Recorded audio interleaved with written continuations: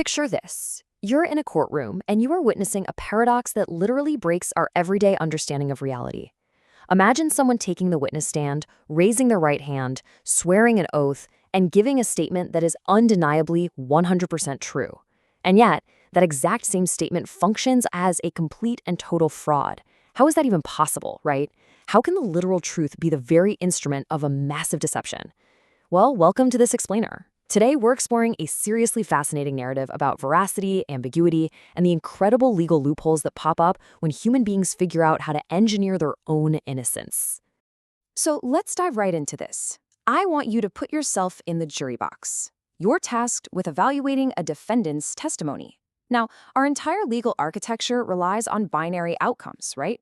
Guilty or not guilty, credible or not credible, true or false. We just naturally assume that if we dig deep enough, we're eventually going to uncover a fact that points squarely in one direction. But what happens when you evaluate a statement that completely shatters that binary? What happens when a claim's truth and its falsehood are actually impossible to separate? And that brings us to this specific piece of testimony. The man on the stand is Caleb Marsh. He's a real estate developer accused of misrepresenting the structural integrity of a massive residential complex, basically defrauding investors out of millions. On the stand, he says this: "The reports I submitted were accurate to the best of my knowledge at the time of submission." Now, this sets up the central mystery of our explainer today, because Marsh isn't lying, but he isn't exactly innocent either. He's a guy who perfectly engineered his own ignorance so that he could sit in a courtroom and tell the absolute truth. To understand how he pulled this off, we have to look at exactly how his testimony was evaluated. Section 1, Tasting Veracity, the Lexicon of Lena Voss. Okay, let's introduce a really unique evaluator. Her name is Lena Voss. Lena is what's known as a technical witness for truth determination. She's got a documented accuracy rate of over 91%, and her testimony actually carries evidentiary weight in federal court. Why? Because Lena possesses a super rare synesthetic ability. She can physically taste veracity. When someone speaks, she can literally taste whether or not they're telling the truth. Now, what's really fascinating about Lena is how she built her methodology. She didn't just wing it or rely on intuition. She actually studied under a master sommelier in France to learn the rigorous discipline of sensory description. It's like she took the pretension of a French wine tasting and dragged it right into a courtroom. Notice how she maps wine terms to the sensory experience of truth to build her 63-entry lexicon. Structure represents the internal architecture of a claim. A firm backbone for truth or a really brittle tension for deception. Body is the density of belief. Length is the duration in the mouth. Lies usually have a long length because of the anxious continuation of trying to maintain that falsehood. And finally, finish is what remains. So a clean finish for the truth or a deceptive residue for a lie. But here's the catch.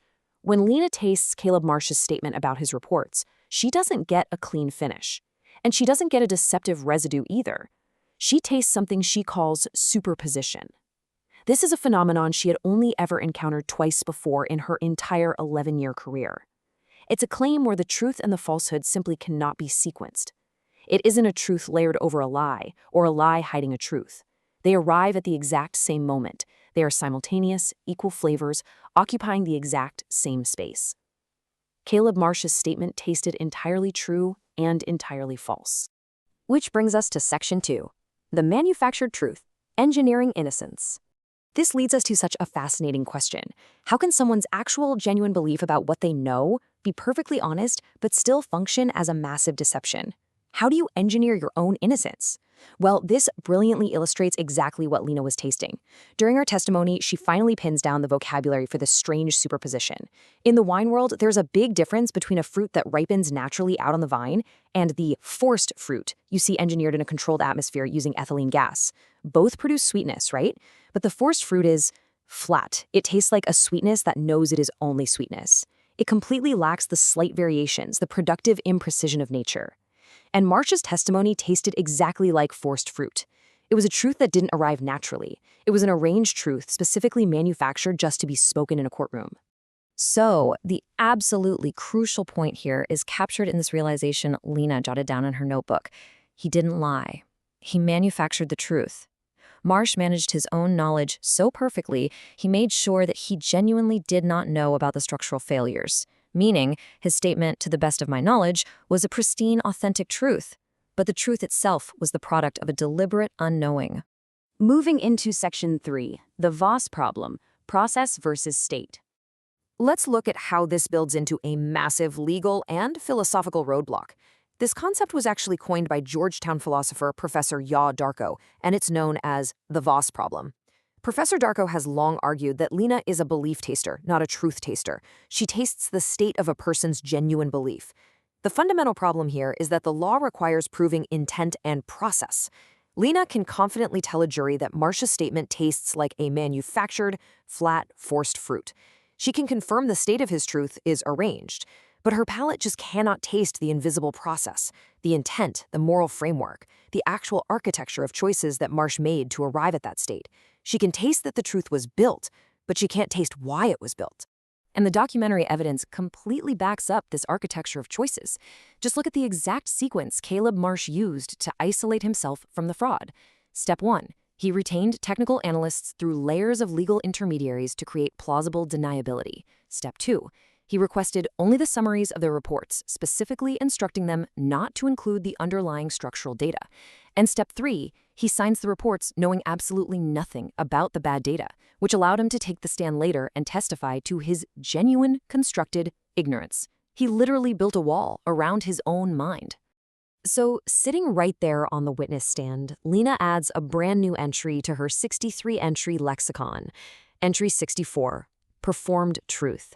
It's a complete truth, but it's manufactured from genuine materials. As Lena explains to the court, the truth is real, but the manufacturing is the crime. Caleb Marsh actually weaponized the truth in its own defense. He committed fraud using the very materials of innocence. Section 4, the spectrum of truth, beyond the courtroom. Now, this concept doesn't just apply to white-collar criminals and clever legal loopholes. Let's zoom out a bit and see how this idea of the performed truth applies to our everyday lives. Because Lena's lexicon doesn't stop at 64. Her constantly expanding notebooks prove that the simple binary of true and false we all rely on, it's really just a workable approximation. It's a simplification we use just to make society function. But underneath that simple binary is a vastly complex, infinite spectrum of human statement-making, where our genuine beliefs and our hidden desires are just constantly overlapping. For example, months after the trial, Lena identifies entry 65, directed memory. This is a true report of a completely genuine memory, but one that's been unconsciously shaped by the speaker's own interest. So it isn't a lie. It's a memory that has naturally bent toward a person's own desires, much like a plant naturally and beautifully grows toward available light. It shows us that even our most honest, everyday recollections are often leaning away from things we don't want to admit and leaning toward the versions of ourselves that we prefer. We all do this, right? And then there is an even more profound, deeply relatable version of the performed truth. A truth that isn't constructed for fraud or for plausible deniability, but is manufactured out of profound love. Lena calls this willful sweetness. You see, the very first time Lena ever tasted a superposition, a statement that was simultaneously true and false, she was just 7 years old. It was the morning after her father had abandoned their family. Her mother stood in the kitchen, her back half turned, bracing herself, and told her young daughter, "Everything is going to be fine." Her mother managed her own knowledge. She forced her own belief. She manufactured a truth from a place that was not entirely true, building solid ground out of sheer will so her daughter had something to stand on amidst all that heartbreak. The structure was exactly the same as Caleb Marsh's corporate fraud, but the purpose, it was an act of pure protective love. Which leaves us with this final, incredibly provocative thought to consider today. If truth isn't just a binary switch, if the truths we speak and the beliefs we hold are so often built, arranged, and performed rather than simply found, what are the architectures you've built in your own mind? What truths have you manufactured? And what exactly are you constructing them to protect? Take a moment to really think about that. Thank you so much for joining me for this explainer, and keep questioning the flavor of the truths around you.